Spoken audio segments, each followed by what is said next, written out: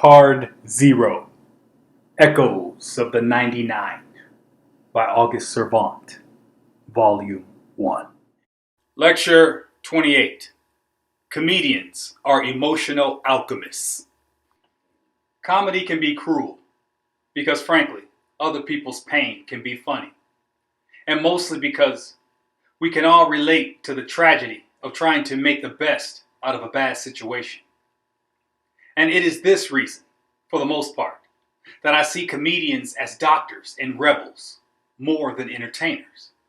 Because to be totally relatable to the widest audience, you have to be bold enough to speak a truth that pretenders wouldn't even possess the courage to recite. And the art form in comedy lies in presenting these dark truths in such a manner that it makes you more apt to laugh than cry. With the moral here being, same pain or discomfort, but just seen or processed through different brain receptors and thereby imprinting new feelings of humor and associations with levity over a memory or reminiscence where humiliation, pain, or horror once stood. And if we're being honest with ourselves, we laugh not so much for the humor found in the story, but for the courage to look at disaster, hardship, and adversity and take the power from it by laughing at it and mocking it as if shooting the middle finger at misfortune saying, "Ha ha, I'm still here. What else you got?" And it is in this way that humor provides for us a pathway towards healing, in the same way that laughter is the death of fear, and how every genuine smile is a direct strike against grief. A little known secret. Being lighthearted is angelic, and being angelic is infinite. And infinite implies both expansion and increase. The reason being, the pleasure hormones instantly produced by laughter and joy explodes through the body like a solar flare, charging every cell instantaneously as it moves. So much so that it truly is no wonder why children and lighthearted people have such carefree lives, where the power in joy lies in having such a short memory that nothing negative can stick to us. To be literally so ever present in the here and now that our focus simply cannot be bothered by the petty distractions and trivial slights of onlookers, showing more interest in our lives than in their own. A piece of scripture comes to mind. Matthew 18, 1-3. And it was at that time came the disciples unto Jesus, saying, Who is the greatest in the kingdom of heaven? And Jesus called a little child unto him, and set him into the midst of them, and said, Verily I say unto you, except you be converted and become as little children, ye shall not enter into the kingdom of heaven. But why? Could it be that the anger and grief that we hold on to, even while in the throes of death, act as an anchor to this world, strong enough to prevent us from ascending up and onward to the kingdom? If you can't laugh, then you're not happy. It is important that you do not miss the implication that you don't have to wait until you make it to heaven to be happy. Rather, it is because that we choose to be happy and not allow the trials of life to crush our spirit that we are allowed to enter into the kingdom of heaven. Because a happy spirit, unblemished by the taint of this world, is all the proof that any believer needs to demonstrate the power of his or her faith, and to provide the best example as to the level of devotion felt for both God and the observance of his law. Looking back, I was poor as a child, and I played with children even poorer than myself. Yet, our hearts were filled with equal amounts of joy and laughter while at play, even as we froze for lack of warm clothing, as our bellies rumbled for want of food. However, when I look back on those days spent with the kids from my block, it is not in grief over meals missed, nor the bite of winter's chill on my hands and feet, but for the joy of a typical snow day and feeling free from the demands of school and literally basking in a carefree existence that every single child should experience, that they will have something to take with them on his or her journey into adulthood. The three horsemen of the pleasure principle. Endorphins can give us pleasure directly by providing us with a means of instant gratification, and also indirectly by minimizing any pain and stress that we may be feeling, thereby making it manageable for us to work through or even with. Thus, it is in their function that the happy hormones, known as serotonin, dopamine, oxytocin, and endorphins, provide for us the means to escape, recover, and decompress from the rigors of bad stress in our lives, and are also vital for optimal brain health overall. Furthermore, these chemicals are so important that nature has devised three major ways for us to trigger their release. The first way is when you exercise. Your body releases chemical endorphins that interact with the receptors in your brain that reduce your perception of pain. The second way is during an orgasm, or even sex for that matter. Your body releases chemical endorphins, which are responsible for the good feelings experienced during the various acts of coitus. And as to the third way, the very act of laughter triggers the body to release the same chemical endorphins as previously mentioned. And it is in this way that across a broad range of factors that at any age, regardless of gender, faith, or disability, we all have the same access to the body's natural feel-good chemicals, or happy hormones, as they are more affectionately known. So at the end of the day, not only is laughter and joy the closest thing to an orgasm, it is also necessary for the sustained growth and repair of cellular tissue, making it the very best medicine that also comes with a healthy boost to the immune system. With the cautionary tale here being to block your connection from the child within, the freak within, and the joker that lies within each of us, is to block your connection from the divine touch of a knowing God seeking to heal you as well. The soft killer. Understand that seriousness is a disease of the ego, and taking life too seriously is like signing your own death warrant, in that it is the opposite of expansion, causing the cells of the body to contract and vascular tissue to constrict vital blood flow throughout. And as a consequence, causing a host of ailments such as arthritis, constipation, sore and stiff joints, and that's just to name a few. But the cause is still the same, all stemming from the same root of rigidness and inflexibility. Now then, this brings to mind the term rigor mortis, the process that causes the muscles in the body to stiffen, resulting in rigidity due to a range of chemical changes in the muscle structure. And while this process takes place post-mortem, to say after death, the point that I'm trying to convey here is, while the dead have an excuse for being a hard ass, what's yours? Even as you yet live and breathe. The circle squared. While a happy life is not a full life, making sense of the journey is how we square this circle that we call Earth. And if we're being honest, you don't need me to tell you that in today's world, it's just not that simple anymore.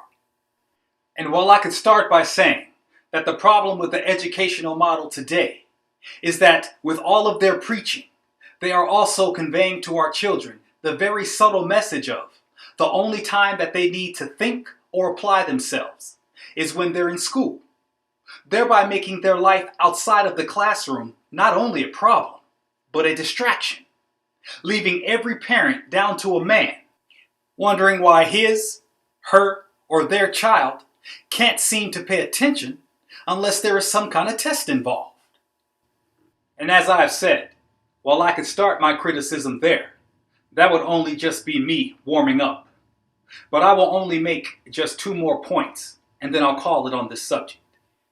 Beginning with, we have all been so commercialized from living in a total media blitz ever since the advent of the information superhighway that we actually live, breathe, and have a measure of our identity in two different worlds. Where in cyberspace, we live and move as gods, from creating and destroying lives with just a push of a button or voice command, to instant gratification and the exploration of destinations unknown through the portal or digital device of our choosing. And then there is this reality, the place where we all come to eat, shit, sleep, and die. And frankly, you don't need me to tell you what's wrong with that picture. Leaving me to end with, I don't care what anybody tells you. The key to happiness is gratitude. And the more that you are grateful, the happier you'll be. Making happiness not a thing to be measured in the present, but rather a sum of the preponderance of all that we have to be grateful for at any given time. Thereby leaving me to say once again that heaven does not withhold its blessings. And while I have been lucky enough to travel around this world twice and have clearly seen just how blessed this nation truly is, you don't need to take my word for it. Because honestly, miracles have an uncanny way of presenting themselves everywhere you look. And if you can't see them, then I would suggest that you start by looking in the mirror first, and not at your body, but inside, eye to eye, with yourself. That is all. Laughter is the death of depression. It is absolutely imperative that at least one person in your inner circle has a good sense of humor, because in that person there is both light and healing. And whether it is from a smile or laughter, their constant presence in your life is as vital as the sun when you are in a dark place, physically, mentally, and emotionally. And the reason why negative feelings and emotions are so bad for our health is because of the fact that they are so disempowering. To say that they literally drain your body of its energy stores, thereby leaving you to actually disintegrate from the inside out. My advice, tell them any and all that ail you. Your tears are not for me. I choose laughter instead, and you cannot subdue me because I refuse to take your discipline too seriously. Say to them, God is life, and as I live and breathe, I am love. Thus, my decree is that this too shall pass. Selah.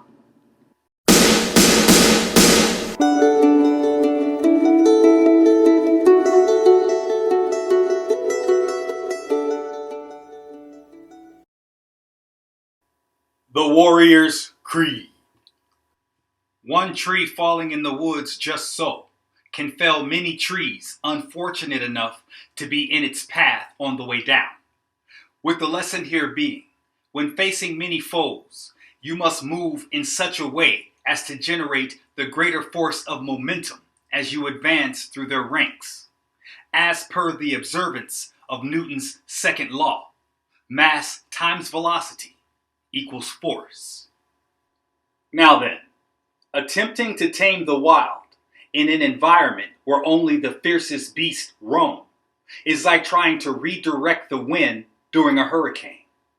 And I say this to illustrate the fact that non-practitioners need to understand that one cannot realize the limits or boundaries of a force or being without knowing the laws, rules, or principles under which they are governed. And it is with this understanding that I say, the warrior spirit exists to guard and protect the way of peace. And although this force is neither passive nor aggressive, when it is present, it is always the most powerful authority in the room. With the reason being, because no one can know the true attitude or nature of the influence under which the warrior spirit is centered. They have no equal. My creed. Newton's first law states in part that a body or idea in motion will remain in motion at a constant velocity unless acted on by a net external force. And it is in this way that the rich and successful know how to protect both their interests and power by creating an insulation or structure in place to deflect any attempts towards a direct attack on their assets or infrastructure, while in the meantime playing to their strengths with so much momentum behind them that Newton's first law takes over the work for them. Conversely, the poor and poverty-stricken own the belief that they have no power, and thus choose to remain still in mind and body in their perceived weakness, to the point where, yet again, the continuation of Newton's first law takes over with the explanation of inertia, which is the tendency of an object to remain at rest. Also, since a body or idea at rest will remain still, meaning unquestioning, and thus unable to generate enough energy to create enthusiasm or awoke consciousness, we find ourselves with the recipe for modern day slavery, without the use of chains or visible weaponry. Dialogue. What do you do for a living? God's work. Who do you work for? Change. How do you explain your creative process? While I think in the fleshly present, I write in the spirit, from the world in between worlds. Is it possible for anyone else to gain this kind of insight? Of course. However, since the journey is different for each of us, there is no explanation necessary, other than to seek with an open heart and the mind of a child. Would you care to explain that answer? Let us just suffice it to say that the curse of pride is that you cannot know your own ignorance while divorced of any concerns other than yourself.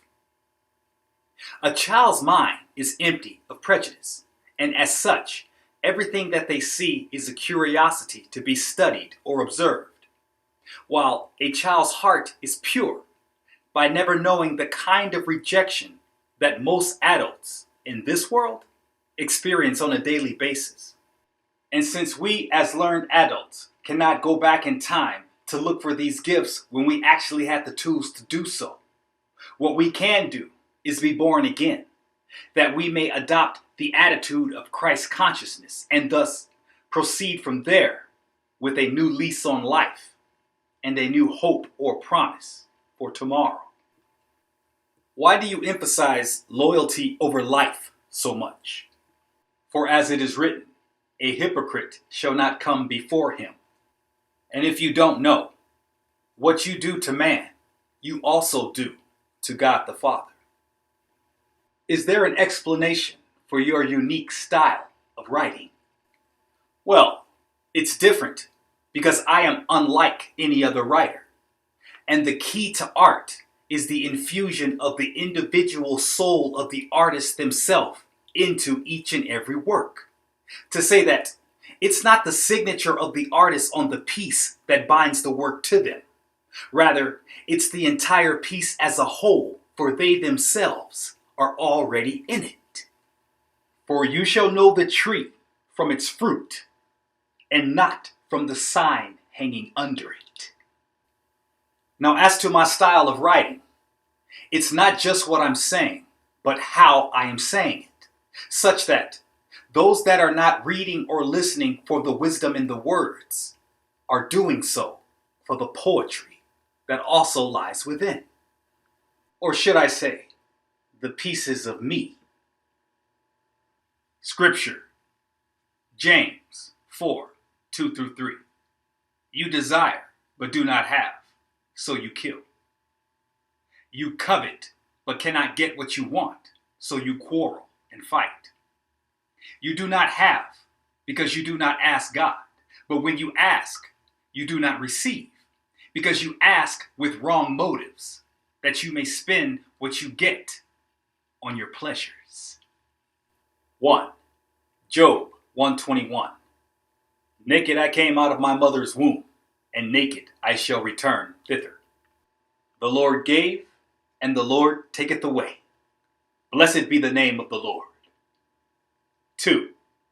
Job 6:11. What is my strength that I should hope? And what is mine end that I should prolong my life? 3. Job 13:15. Though he yet slay me, will I trust in him, and I will maintain my ways before him. For he is my salvation, and a hypocrite shall not come before him. I submit to you. Be worthy.